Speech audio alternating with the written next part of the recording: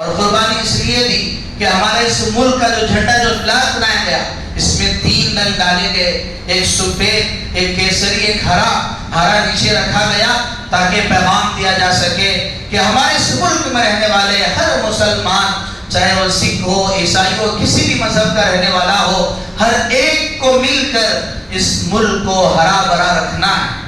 اور پھر سفید رنگ رکھ کر یہ بتایا گیا کہ دیکھو تمہیں سفید، تم بالکل اپنے دلوں کو صاف رکھ کر کسی کے خلاف نہ بغض، نہ عداوت رکھ کے، نہ دشمنی رکھ کے تمہیں جینا ہے، بلکہ اپنے دلوں کو سفید صاف رکھ کر تمہیں جینا ہے۔ اور کیسری رنگ رکھ کے یہ بتایا گیا کہ دیکھو اگر ہمارے اس ملک کے لیے اگر قربانی دینے کا مسئلہ آئے تو اس موقع پر چاہے وہ مسلمان ہو، چاہے سکھ ہو، عیسائی ہو، ہندو ہو، ہر ایک کو قربانی دے گا۔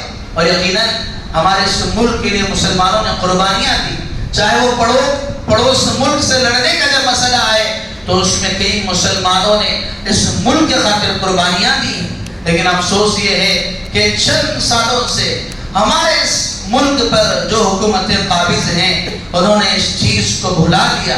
جس جمہوریت کی بنیاد پر اس کی بنیاد رکھی گئی تھی، یہ خاص طبقے کے لیے یہ گویا کہ حکومتیں قائم کر رہے ہیں۔ لیکن میرے عزیزوں، اس میں ہمیں دین اسلام کو بھی دیکھنا ہے، شریعت کو بھی دیکھنا ہے کہ جو حکومتیں ہیں اور وہ ہمارے جو مسلم پرسنل لا ہیں، ہمارے جو مسائل ہیں اس کو ختم کرنے کی سازشیں کی جا رہی ہیں۔ لیکن اللہ تعالیٰ نے قرآن مجید میں ہمارے لیے بے شمار واقعات بیان فرمائے کہ کوئی بھی چیز وہ بغیر قربانی کے حاصل نہیں ہو سکتی۔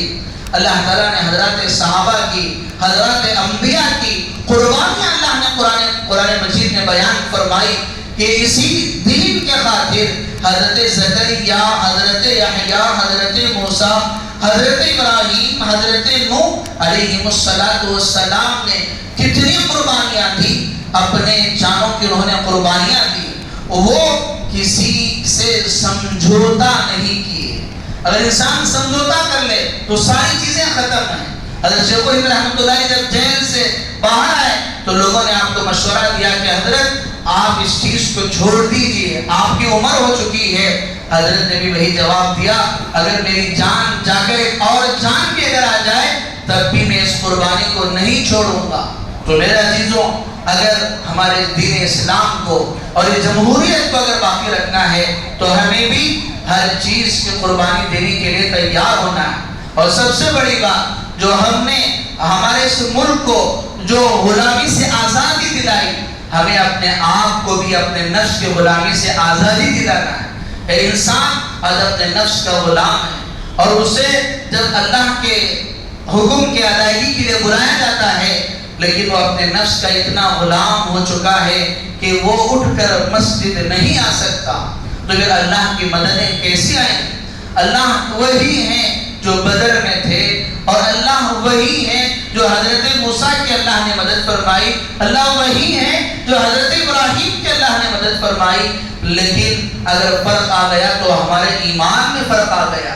اگر ایک ایمان والا اگر اللہ سے اپنا تعلق کو درست کر لے اور وہ اللہ کی صرف اور صرف اللہ کی غلامی میں آ جائے تو پھر اللہ تعالیٰ سب کی غلامی سے اس کو آزاد کر دیں گے۔